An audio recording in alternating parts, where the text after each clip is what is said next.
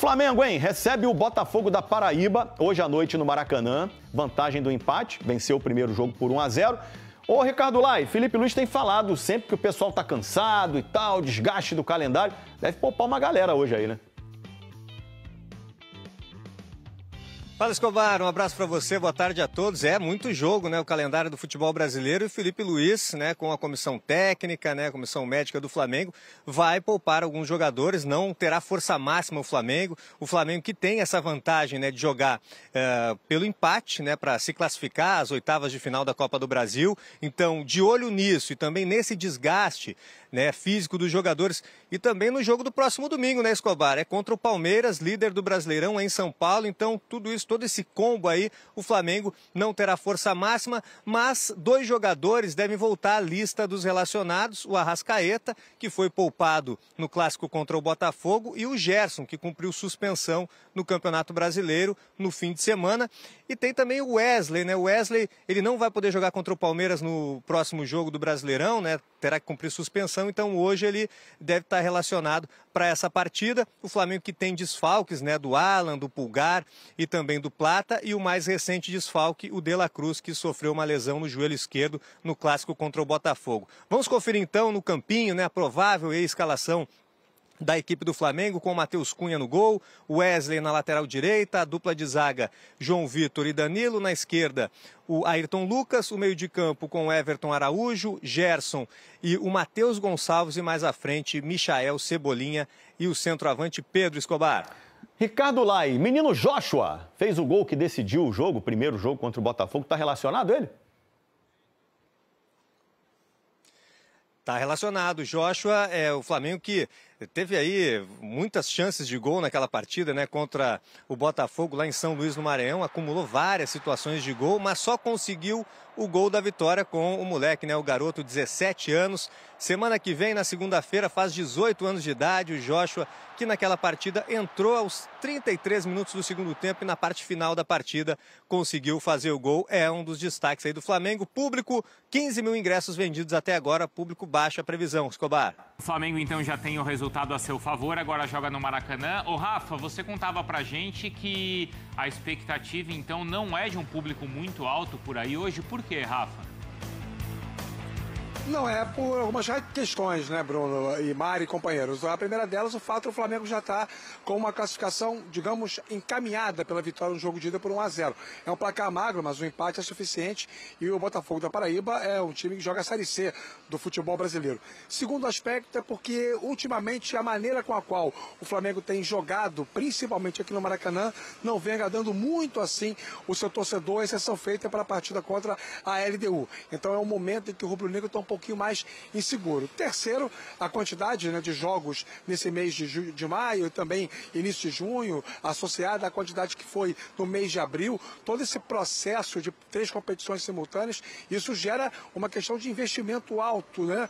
E o Flamengo também pratica preços mais elevados na venda de ingressos para o seu torcedor. Acaba que, na hora de escolher, o torcedor abdica do jogo que tem menos impacto técnico de temporada. O Flamengo não diz isso explicitamente, mas das 3 competições regulares, tirando o Mundial, Brasileiro, Copa do Brasil e Libertadores, a Copa do Brasil é a terceira prioridade no planejamento do técnico Felipe Luiz. Tudo isso junto e misturado acaba ajudando a explicar essa baixa adesão por ingressos na venda antecipada, e apenas cerca de 20 mil foram comprados pelos torcedores. Dito isso, o Flamengo bem misto, para não dizer praticamente reserva para o jogo dessa noite, vai a campo com Rossi no gol. O Wesley deve jogar porque está suspenso no Brasileiro, não pega o Palmeiras, mas se for preservado, joga o Varela. A zaga João Vitor e Danilo, e o Ayrton Lucas na lateral esquerda. Os dois homens à frente compondo a linha de meio campo. Gerson, que volta, não atuou contra o Botafogo porque estava suspenso e vai jogar hoje ao lado do Everton Araújo. E aí um quarteto ofensivo que a gente pode escalar como sendo um time no 4-2-4 ou no 4-3-3, dependendo muito da movimentação do Matheus Gonçalves, que pode atuar como uma espécie de meia atacante por dentro. E aí seria ele nessa função centralizada, o Cebolinha pelo lado esquerdo, o Michael pelo lado direito e o Pedro como o centroavante. Esse é o Flamengo para o jogo das 9h30 contra o Botafogo da Paraíba. Depois de hoje tem Palmeiras pelo Brasileiro, Deportivo Táchira, jogo decisivo pela Conmebol Libertadores. Na sequência, Fortaleza Sport também pelo Campeonato Brasileiro e aí a viagem para o Mundial, meus amigos.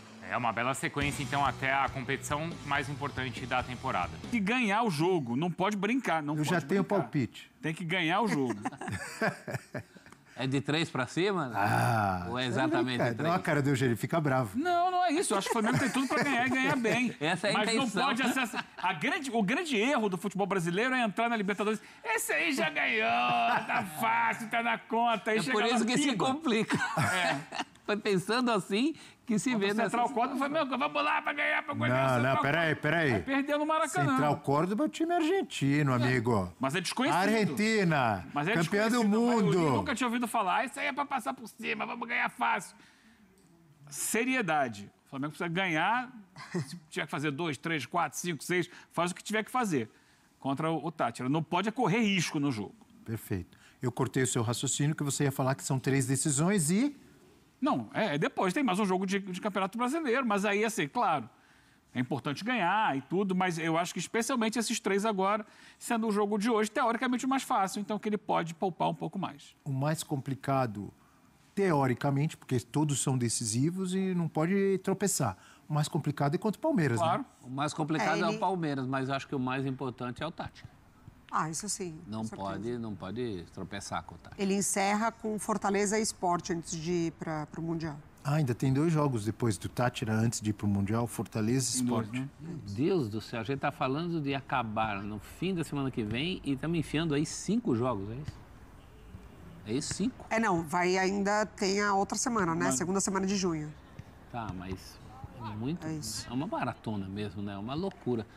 É por isso que a nossa Gláucia Santiago, indignada, fez o vídeo do ano ontem, dizendo que tem futebol na segunda, na terça, na quarta, na quinta, na sexta. É isso. E o Flamengo ainda tem time para isso. Você viu que a gente E não colocou... é um jogo por dia não, prof. São vários por hoje dia. são 6, né, de Copa do Pois Brasil. é, tem jogos todo Só de dia. Copa do Brasil. E ainda o Flamengo é um privilegiado nesse sentido, que a gente colocou um campinho aqui de um Flamengo misto com muito nome bom. A maioria dos times não tem essa possibilidade, né?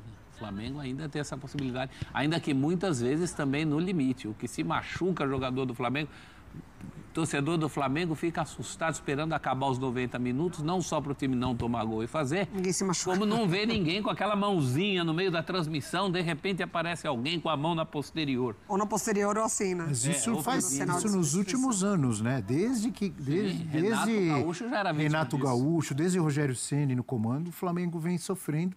Porque ele está, por ter esse grande investimento, grandes elencos nos últimos anos, ele está sempre disputando todas as competições e indo longe em todas. É isso. Né? Ó, Então acaba 3 disputando frentes. muitos jogos, 3 frentes pelo menos. Fora as convocações para as seleções, que muitas vezes acabam lesionando jogadores que voltam e ficam afastados por um tempo. O Pedro foi assim ano passado, né? Do ano passado para esse. Quantas vezes já não aconteceu com o próprio Arrascaeta e outros Isso, desde o jogadores. tempo do Guerreiro. O Isso. Peru levava o Guerreiro, nunca devolvia o Guerreiro direito. Né? Mas é o preço que você paga, é até injusto, né? Porque você é punido pela sua competência. O Flamengo não disputa só 3 frentes. O Flamengo disputa 3 frentes com a responsabilidade de ganhar em todas elas. Então é um desgaste físico e psicológico muito grande. Como você avalia, professor, o trabalho do Filipe Luís? Já era esperada essa oscilação? Como teve, por exemplo, na Libertadores, agora está mais tranquilo depois que ganhou o último jogo. Vai ter que ganhar do Táchira, mas deu uma estabilizada, correu um risco. Mas era esperado, está dentro do que se esperava o trabalho do Filipe Luís? Eu acho que ele está até acima, se você contar o pouco tempo de carreira, os títulos, a simbiose com a torcida em relação ao jeito de jogar e mais do que a instabilidade, me chama a atenção o jeito que ele pega no volante na hora da instabilidade. Não no volante jogador, mas no volante da nau que ele conduz, né? Embora a nau seja do Vasco, mas ele reage rapidamente a essas oscilações, ele dá respostas, ele analisa o jogo, ele percebe o que faltou na partida anterior. Então a gente falou muito, por exemplo, contra o Botafogo, faltou criação.